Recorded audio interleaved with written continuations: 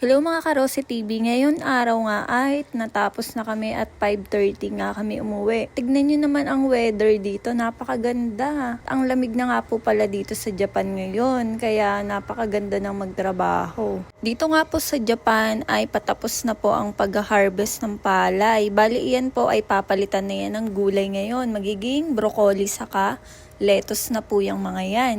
May nadaanan nga din akong taniman ng repolyo at napakaluwang neto. Kung makikita nyo lang to sa personal, sobrang luwang.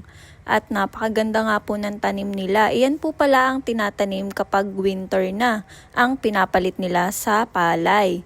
Iyan po, nakita ko nga po at may nag-harvest pa ng palay. Anong oras na nga po? Gabi na. Dahil malamig na nga po ang weather dito sa Japan, kailangan na nilang palitan niya ng mga gulay naman. At dito nga po sa Japan, kahit matanda ka na, kailangan mo pa rin magtrabaho kasi nagbabayad ka nga ng tax.